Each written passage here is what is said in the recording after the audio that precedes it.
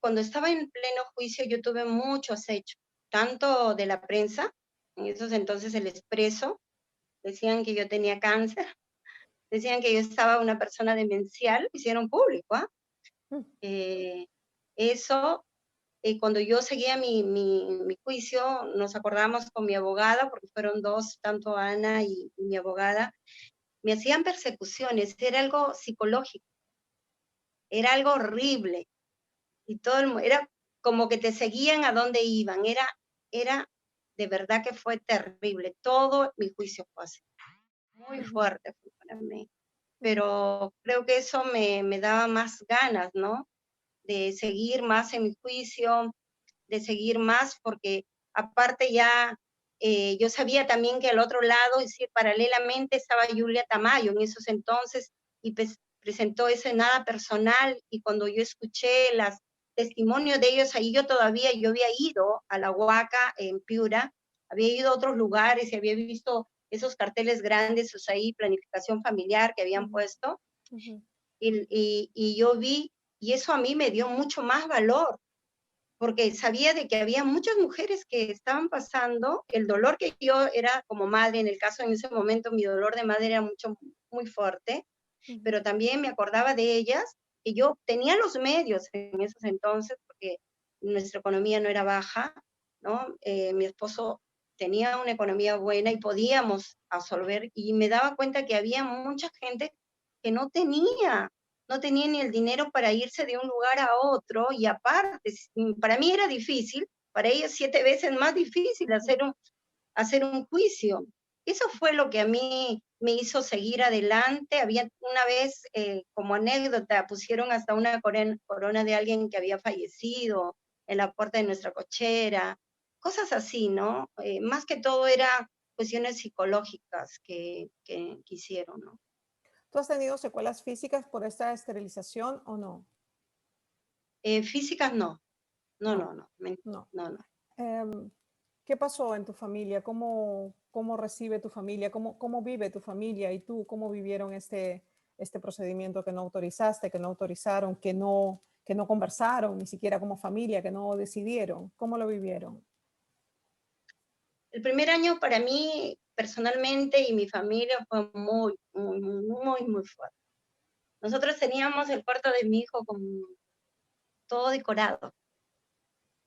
Era el niño, mi hija la mayor ya tenía 14 años, el segundo tenía 3, y era el más pequeñito que venía, era parte que iba a llenar, ¿no? El verme ellas, que yo tenía tristeza, ellos también fue una congoja muy grande, ¿no? Yo me quise recanalizar nuevamente. El hospital, sinvergüenzamente, me dijeron sí, y cuando era irreversible, porque Ujú, podía haber hecho un embarazo ectópico, el hospital dijo, ya, vaya a recanalizarse.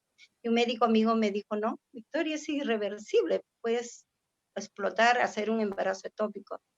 Quisimos adoptar, es decir, había miles de cosas que pasaban, ¿no? La familia se convulsionó un poco, ya como que había mucho dolor, mucha pena por la pérdida, y de verme en esos entonces a mí, ¿no? ujú, Adolorida y que queriendo, mi hijo había fallecido y ese era el dolor más grande que yo tenía, ¿no? Y el anhelo, como de toda mujer, querer reponer al hijo muerto, ¿no? ujú, Es un instinto maternal muy fuerte ujú. en una Ah, mujer que tiene ese. entre las mujeres que tú has conocido este tiempo que me comentabas por los sitios que has recorrido y todo, no sé si hay casos de mujeres, por ejemplo, que no hayan sido madres y a las cuales también esterilizaron o no. Bueno, no he conocido esos casos, pero hay casos muy marcados, casos de jovencitas de 20 años por tener 2 hijos, ¿no? Juanita, para mí me marcó totalmente. Juanita es una señora ya de 40 y tantos ahora, Ujú, pero ujú, tenía 20 años.